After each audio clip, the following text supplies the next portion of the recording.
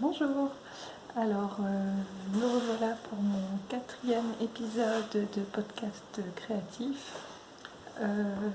Je suis toujours Gwenaëlle22 sur Instagram et merci à tous les gens qui se sont abonnés dernièrement et à ceux qui reviennent voir le 4e podcast.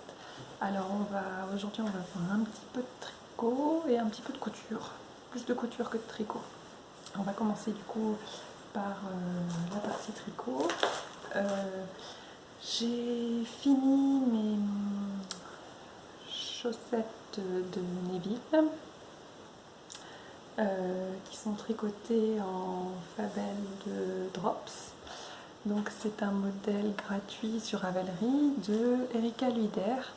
C'est un modèle qui se tricote de haut en bas avec un talon renforcé et avec des points ouverts, des points endroits pour faire un petit point en relief.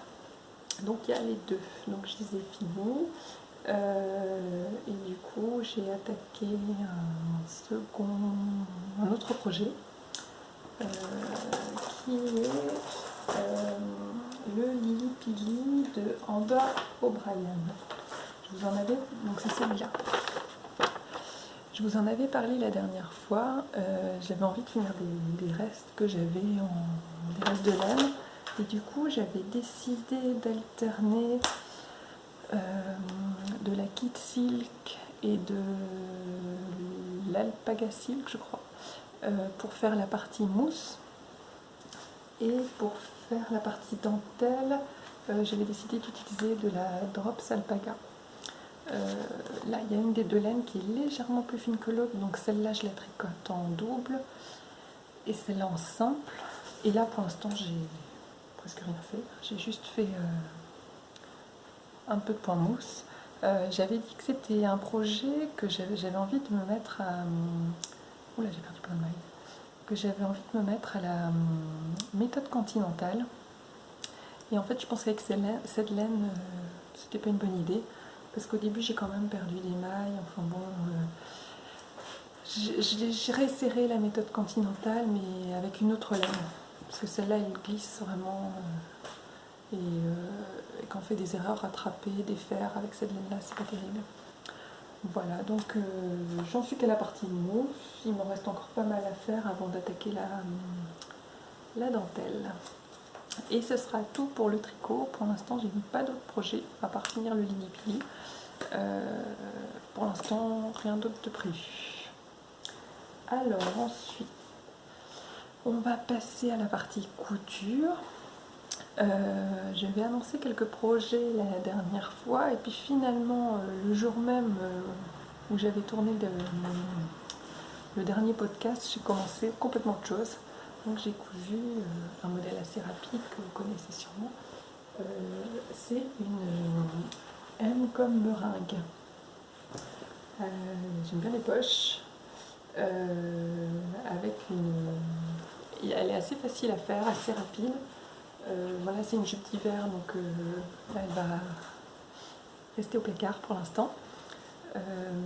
J'ai utilisé un tissu que j'avais acheté au vide-grenier des couturières. J'avais utilisé pour faire un gilet M comme Madawan, gilet veste, enfin.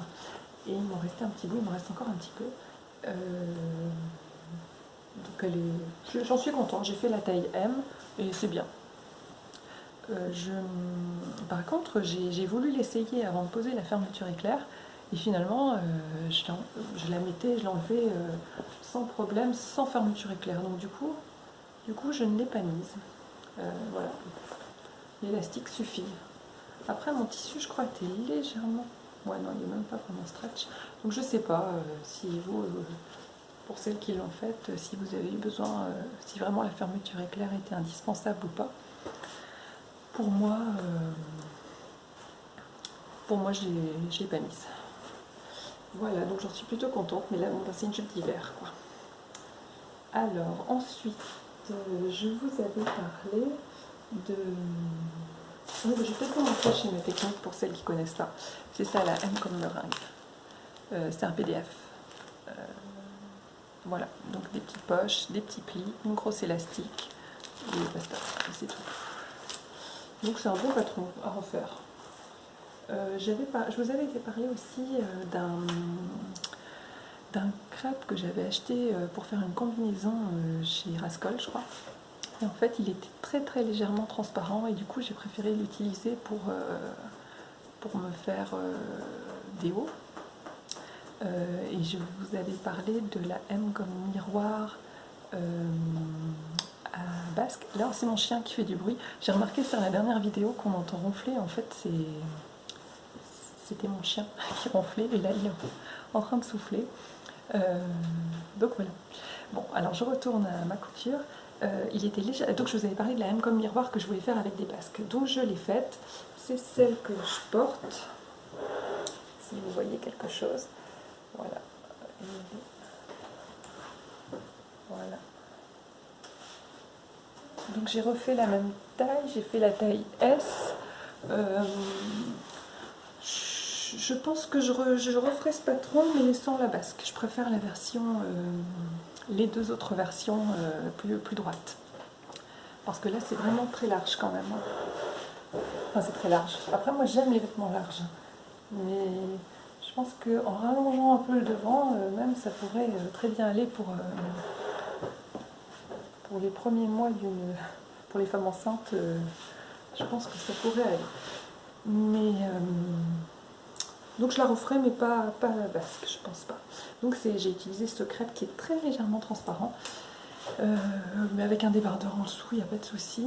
Et pour une combinaison, c'était un peu limite, je trouve. Donc forcément, j'avais beaucoup de tissu.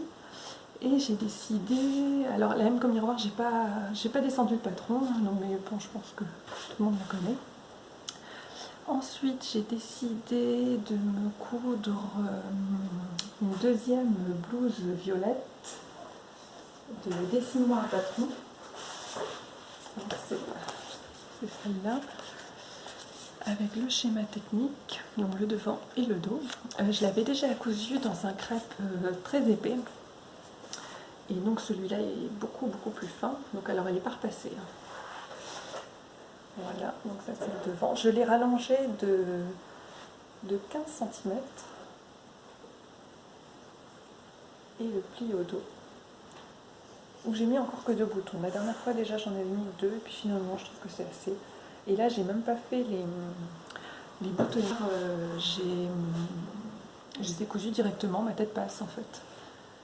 Contrairement à l'autre blouse violette, comme celui-là a un tissu qui est beaucoup plus fin, la parmenture sortait sans arrêt. Donc j'ai surpiqué tout au niveau de l'encolure pour que la parmenture tienne. Voilà, donc pareil, un bon patron, je trouve. Tout est bien expliqué. Il me restait un petit peu de tissu. Et j'ai pris des résolutions de finir mes coupons de tissu plutôt que de garder plein de petits bouts avec lesquels je ne fais rien. Donc là j'ai décidé de coudre. Alors c'est dans un vieux livre, dans le livre Coton, lin et Liberty. C'est le haut à petite manche froncée. Voilà. Et comme il est à manche vraiment très courte, c'est passé dans le petit bout de tissu qu'il me restait. Et donc voilà.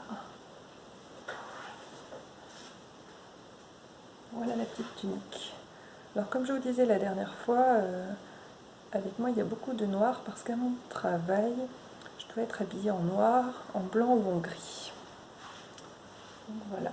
Alors je me suis prise à 2 fois pour les fronces parce que le tissu il est quand même assez lissant et au dos c'est pas terrible. C'est plus froncé d'un côté que de l'autre. En plus là il y a des fils, je ne l'ai pas porté encore. Il y a des fils qui dépassent, il faut que je coupe ça. Bon, j'essaierai de porter, est-ce qu'il faut encore que je reprenne, mais bon, comme ça fait déjà 2 fois que je la refais, j'en avais un petit peu marre. Voilà, à voir. Et il est super facile à faire. 4 morceaux et ça va hyper vite. Hein. Voilà, comme ça je suis allée au bout de mon coupon. C'est tout pour les projets adultes. Ensuite, pour les projets enfants, j'ai cousu. La dernière fois, je vous avais parlé d'un défilé auquel ma fille devait participer, qui finalement a été annulé. Mais je lui ai quand même cousu une robe. Le défilé, c'était pour présenter les accessoires que ma mère fait présenter des accessoires que ma mère avait fabriqués pour ma fille. Et donc j'avais cousu, j'avais un crêpe rose pâle. Alors ça, normalement, ce côté-là, c'est l'envers. Normalement, c'est ce côté-là qui est le bon côté. Mais là, comme c'était pour un défilé, j'ai choisi de faire le côté brillant. Voilà, donc je suis partie du modèle, la robe Bonita, de la Maison Victor. Donc c'est le modèle qui est en couverture, c'est celui-là.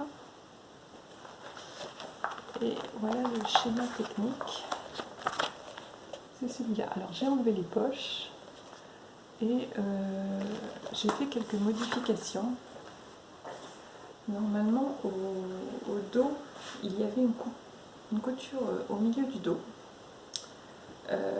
Et j'ai modifié, j'ai préféré faire une fente indéchirable et fermer avec un billet. Voilà, donc bon, bah, maintenant ça lui servira de déguisement, hein, parce que le défilé n'a pas eu lieu. Donc c'est pas grave. Donc ça c'était pour ma fille. Autrement, j'ai cousu. Petit homme a sorti des nouveaux patrons et moi j'ai acheté le short et jupe short indie. Donc c'est ce short là. Donc jupe devant et short derrière. Ou alors juste short. Comme moi j'avais pas assez de tissu, parce que du coup j'ai fini encore un autre coupon, j'ai fait la version short avec poche. J'avais pas assez de tissu pour faire la version jupe short. Donc voilà. Donc c'est un jersey que j'avais acheté chez Tissu Myrtille l'année dernière à 2 € le mètre. Il était vraiment pas cher. C'est ma fille qui l'avait choisi. Donc j'avais pris 2 mètres. J'avais fait une robe Milos aussi, un patron de petit homme. Et puis un t-shirt trop top. Il m'en restait un petit bout. Donc voilà. C'est vraiment hyper rapide à faire. Hein. Et encore, j'ai fait la version avec poche. Mais la version short sans poche, finalement, il n'y a que 3 morceaux. Parce que là, comme j'ai fait les poches, il y a une couture de chaque côté.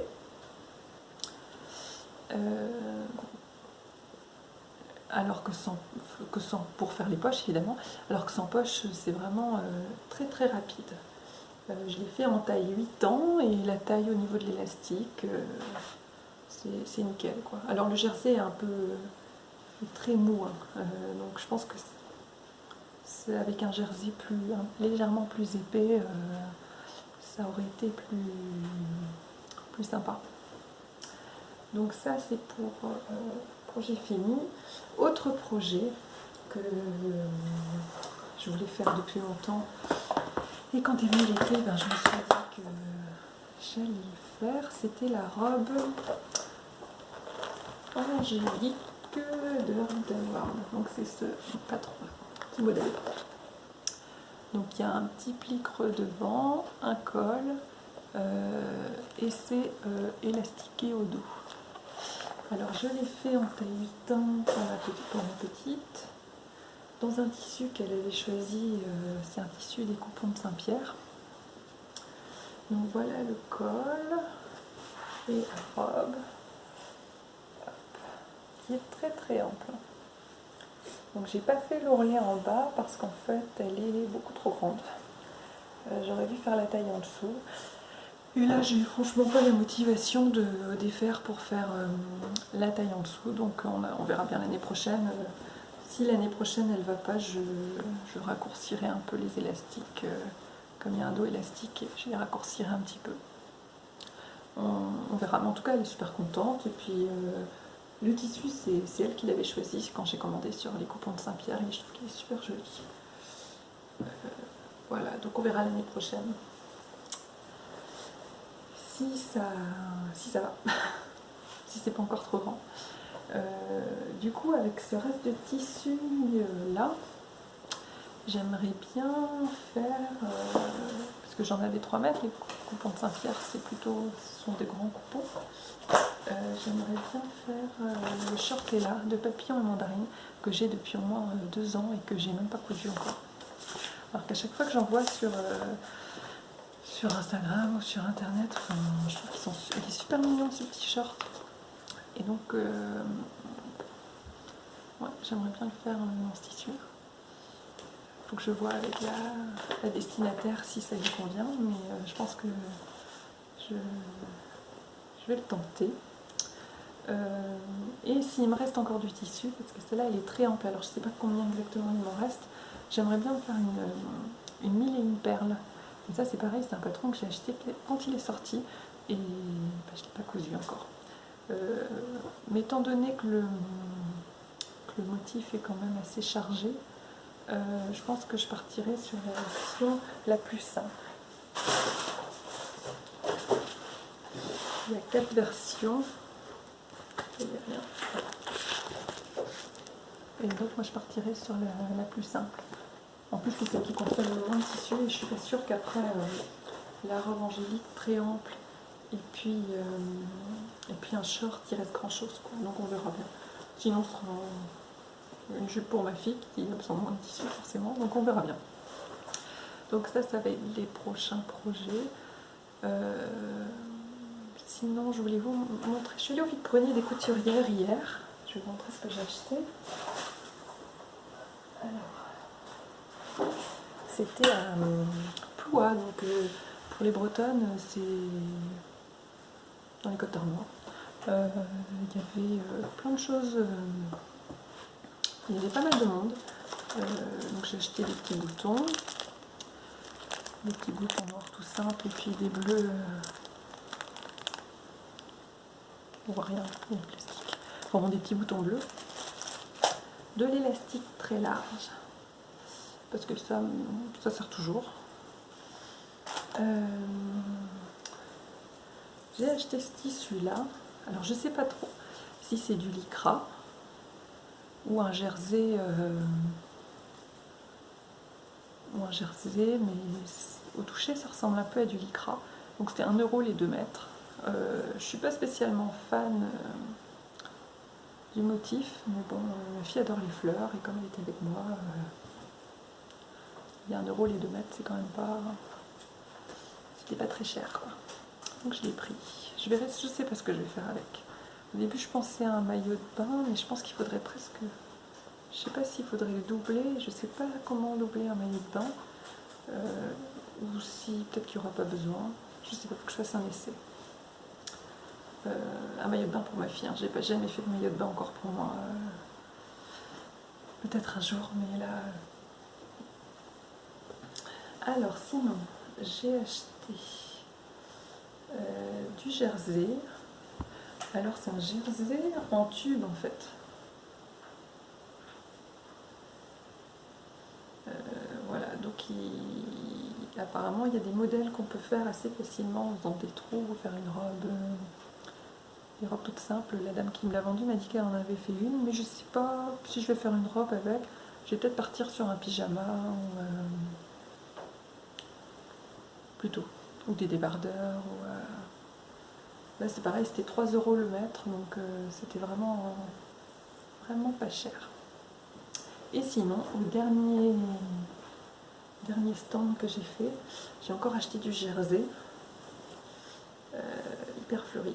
Ça c'est encore ma fille qui l'a choisi, qui est super joli. un peu chargé pour moi, je trouve, mais ou alors pas en robe entière, quoi, juste un haut.